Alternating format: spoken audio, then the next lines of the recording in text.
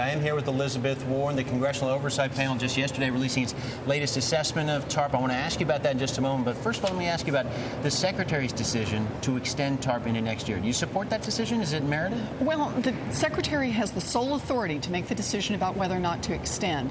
And I think the important part about his decision is he said it's time to refocus TARP. You know, TARP has been really good at shoveling hundreds of billions of dollars into very large financial institutions, not so good at taking care of things like foreclosures and small business lending and cleaning up the balance sheets of the books. He says that's where he's going to refocus the TARP money. I hope that's right. And that's some of what this report that you just released says. TARP has been successful, along with other government programs, stabilizing the financial system, yet you all still believe it's fallen short in other areas. That's right. Remember, the point of this bailout was not simply to save some very large financial institutions. It was to have an effect on the real economy. And Congress specifically identified areas like foreclosure and lending and cleaning up the balance sheets on the books, and that just hasn't happened. You don't always get the opportunity to talk to Secretary Geithner face-to-face, directly asking questions. What do you want to hear from him today? What do you want to learn today? Well, I want to learn how it is that he says he's going to reshape TARP.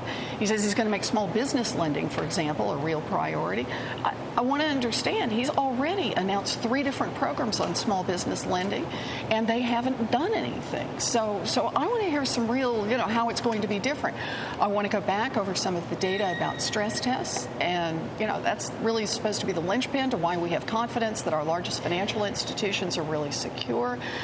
Some questions about AIG.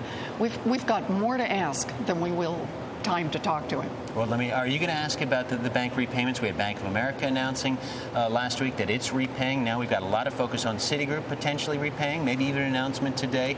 Do you have concerns about that? Or is the government letting these banks escape the grasp of the government, if you will, too soon? Well, let's keep in mind that when these banks repay their money to TARP, they get to escape the very small controls that were there on executive compensation. But they don't give up the implicit guarantee that has been created by TARP. Investors take a sharp look at what's gone on, and they say, look, you rushed the American taxpayers in and said, we're going to put billions of dollars into these institutions if they start to fail. It's like holding up a big sign. These institutions are too big. We will put any amount of money in to save them.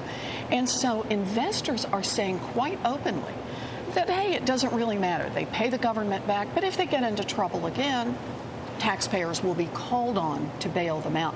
I think this is the single biggest cost coming out of TARP. This implicit guarantee for the big boys, not there for the small guys, and certainly not there for the American family. All right, listen, we're short on time. No, you got to get to this hearing today, so thanks very much for the time. Elizabeth Warren, the head of the Congressional Oversight panel for TARP.